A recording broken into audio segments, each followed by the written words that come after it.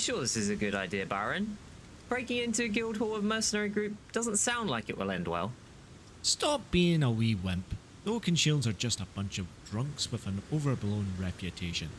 They won't know they've been robbed till long after we've gone. I'm not sure about that. I've heard the stories. Lots of folk speak of how folk from here are mighty warriors that have slain whole bands of outlaws, or spellcasters that can burn you up with a single word. And then there's the guildmaster. The drow that everyone's scared shitless of. And yet no one knows anything about her. Those stories about her are nothing but fishwives' tales. Now shut up before someone hears us. Ignoring his partner's concerns, Bharen knelt down in front of the guild hall door and set to work picking the lock. Tegel stood to the side and looked down the street nervously. Fortunately, few folks had reason to be out on the street at this time of the night. At least, few folks who would care about the two thieves. One moment. Almost there. Frickin' low. Oh, got it. The lock clicked as Bharen twisted on the lockpicks, the door silently swinging open to reveal the unlit interior of the Oaken Shields guild hall. The two thieves peered in before quietly entering the hall. With very little light to guide their movements, they moved cautiously to avoid alerting any who may be listening for intruders. It's too dark in here. I can't see much. Where would they even keep the gold anyway? There's probably a safe room in the back. Some office or something. Or, maybe upstairs. You mean you don't know? Of course I don't know, you wee idiot. You think I've been here before? Now stop being so loud before. The creaking of stairs interrupted Bharen. Alarmed, the two thieves ducked down behind a table as a half-elf walked down the stairs. With a candle in hand, Leozarin swept his view across the room with a puzzled look. As his eyes settled on the entrance door, he frowned, noticing it was open ajar. As Leo moved to the door to investigate, Bharen and Tegel silently crept around the table to stay out of sight. Bharen turned to his partner and silently drew his dagger. This half-elf should know where the gold is. Let's use some persuasion. Tegel nodded in response and quietly drew his own dagger. The two thieves crept up behind Leo as he closed the door. I could have sworn I locked this. Bharen shoved the unsuspecting half-elf into the door, pinning him with his arm. Leozarin's expression changed from one of surprise to alarm as he opened his mouth to call for help, only to close it again as Bharen raised his knife threateningly to his throat. Shut it. Not a word, or I'll have your wee tongue.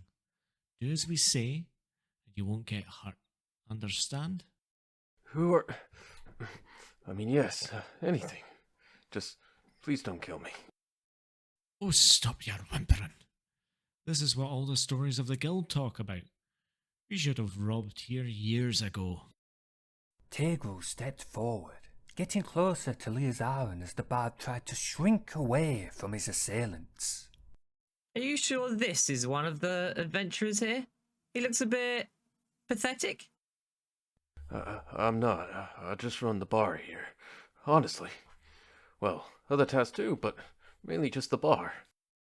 Ha! Even better. You'll know where the gold is kept then. You can lead us straight to it. Yes, I can. Then you'll leave? You won't hurt me. I promise not to tell anyone who it was.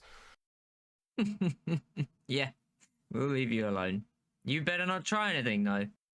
Wait, how do we know you won't try and raise the alarm as we... I won't, I promise. Leozarin sweated nervously as he clutched at the arm pinning him to the door. Bharen glared at him, clearly trying to decide if he could trust the half-elf. Fine. Show us where the gold is, and we'll leave you. Leave you tied up in a corner, that is. Taggerl, you have the rope, right?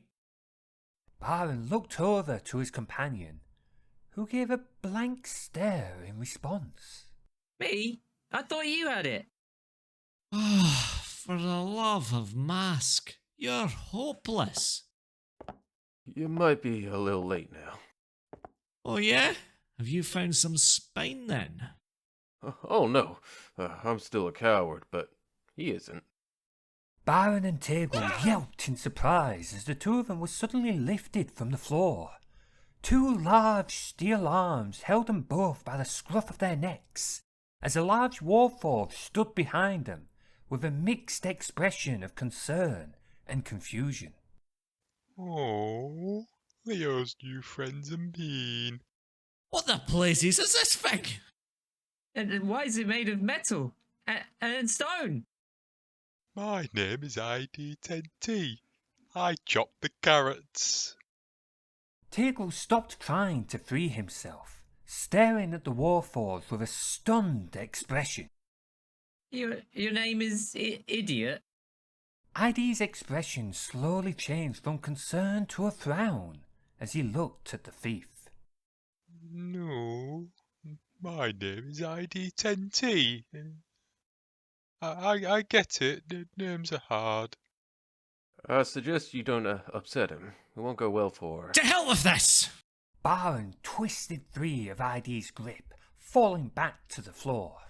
Twisting as he landed, the thief went to stab ID in the stomach, only for his knife to glance off the steel of the warforged body. Stunned, Bharen stared down at his now blunted knife, as ID looked down with a sad expression. That wasn't very nice. The warforged brought his steel fist down on Bharen's head, knocking the thief out cold. Bharen slumped to the floor in front of ID as the warforged simply watched. Oh gods, you've killed him! Your friend will be fine. He's just, sleeping. Sleeping? ID turned his head to look at the other thief, still dangling from his arm. Friend is also mean. He sleep as well? No! No sleep for friend! No sleep for friend! No, I think he's learned his lesson. Why don't you take the two of them to the city guard? Tell them that these two tried to steal from us, and that I'll go and explain everything to them in the morning. Very mean friend. Is Leo alright? I'm alright, thanks to you, big guy. Get going with these two, and then tomorrow you can chop the onions as well as the carrots. The warforged expression lifted to one of pure joy as he threw the unconscious thief over his shoulder.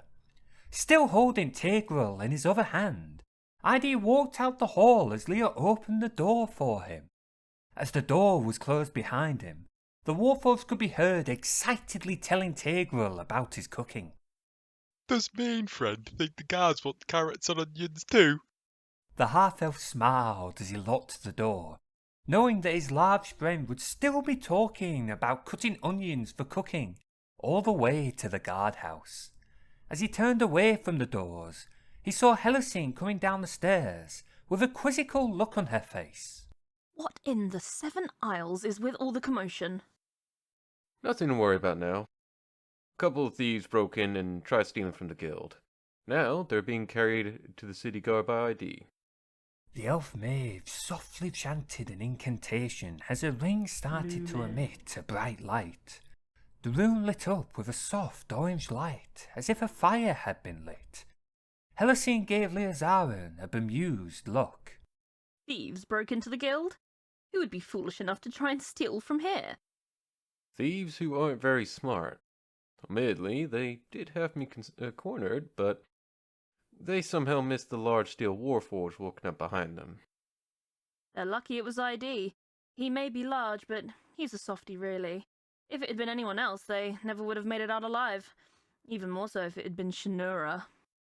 Leozarin looked back across the room at the guild door, his mind thinking on what could have been. If it had been Shinura, then no one would have ever known they were here.